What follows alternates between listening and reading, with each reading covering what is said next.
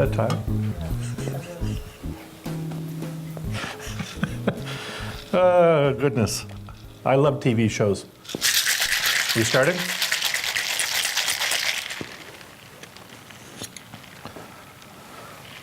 It's heavy when you've got 3 martinis in it.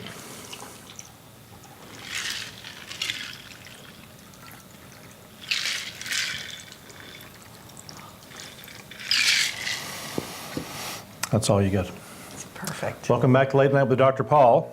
I've got to apologize to the viewers at home. My people told me Stevie Nicks was going to be here today, and we couldn't even get Lindsey Buckingham, so it's a little embarrassing. On the upside, we do have Sharon Resky, lead singer for the Fleetwood Mac tribute band Gypsy, and guitar virtuoso Don Morash. So welcome. Thanks for coming by anyway. Thank you for inviting us very much, Paul.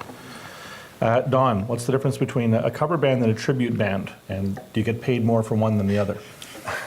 Well, a tribute band, you do music from one artist exclusively, and it does tend to be a little more, it's I think a little more exclusive to do it that way for sure.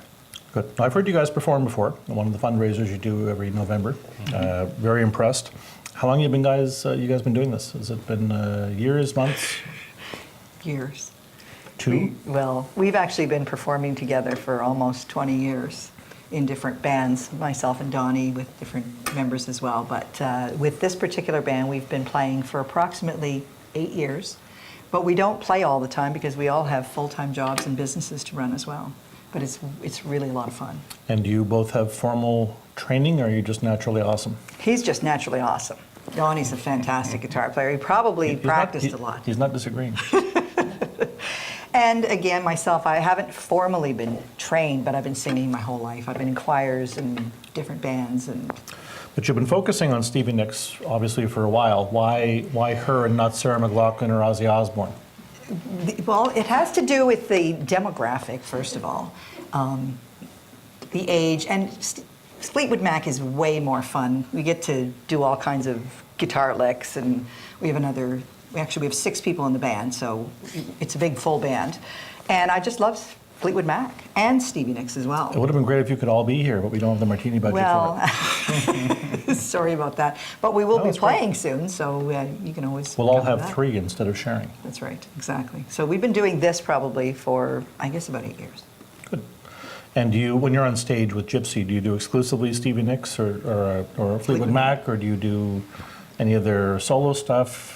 We do, actually, we do 4 Stevie Nicks songs. We want to increase that as well, but those are the ones that people are familiar with. So we do Edge of 17 and Talk to Me and Stand Back, which is probably one of the favorite Stevie Nicks tunes. She did a great tune with Tom Petty. You guys should do that. Yes, actually, it's on the list. Is it? It is. It's the list you do or the list you want to do? The list we want to do. It's just a matter of getting everybody, like everything else, trying to get everybody together to learn and rehearse all the material. Because we try to do everything really well, like not just play the song, but make sure that the guitar breaks are really close to the guitars, the same with the drumming and the vocals and all of those things. So we're not just learning a song, we're rehearsing it to make sure it's as good as, will never be better than Fleetwood Mac, but as good. Don't be like that. Don't be so negative. We just want to help them sell records. We just don't want to. Well, if you get too good, and maybe this has happened already, have they tried to stop you from performing? Have they either through legal injunction or physical threats? I think the thing about legal injunctions and physical threats is really something that was done a long time ago when somebody was trying to take somebody else's material.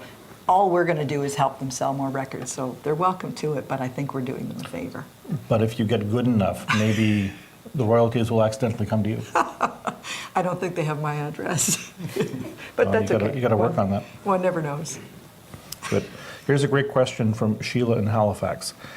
Do you actually feel like Stevie when you're channeling her up on stage? Absolutely. I can't do it any other way.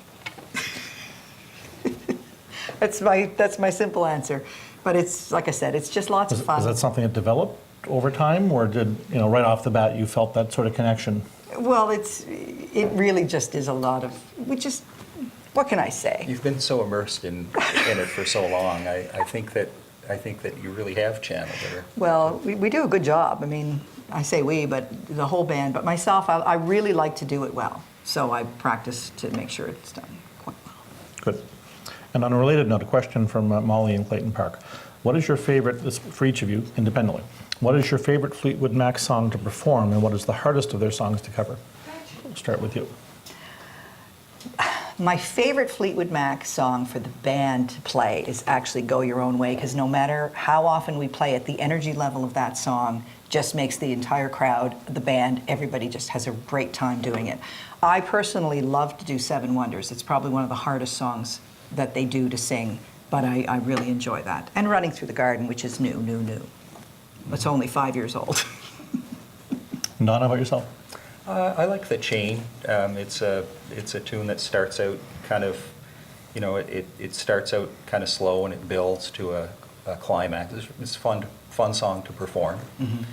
And as far as difficult songs to play, I would say Never Going Back Again is a very tricky acoustic guitar song that it's very evolved for acoustic finger picking. Have you come up with any little riffs that can improve upon it?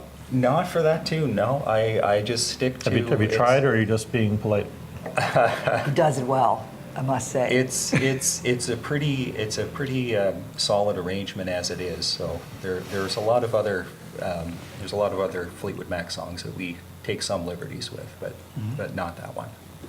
Like Crazy Train? Yeah, well, we don't do any Ozzy Osbourne. All right. Yes. Gotta Dreams.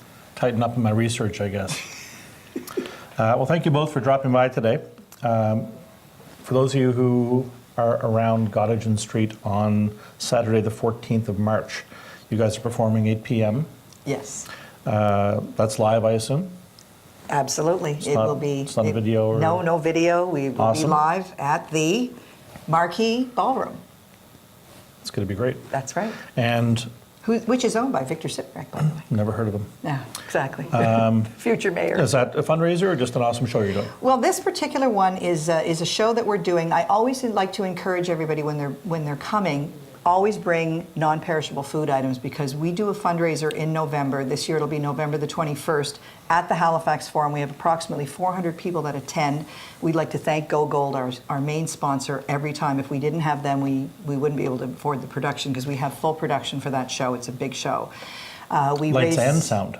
Absolutely. You have to, you got to have it. You can't just say, oh yeah, everybody come and bring food and toys, but we raise about $4,000 and 2,000 pounds of food and toys for Parker Street Food and Furniture Bank, and this will be our 4th year doing it, and it is going to be November the 21st this year.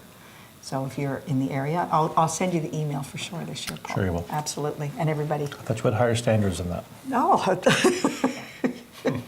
doesn't get any better or any higher than Very Dr. good. Paul. Excellent. Excellent. I don't know what that means, but sounds good. Thanks for dropping by again, and thanks again to Amazing Spaces for allowing us to do our show here. Beautiful spot. Not too bad, is it? Absolutely. Drop by, talk to Carla and Lindsay, and let them tell you how they can make your place look so much better than it is right now. Cheers. Cheers. Cheers.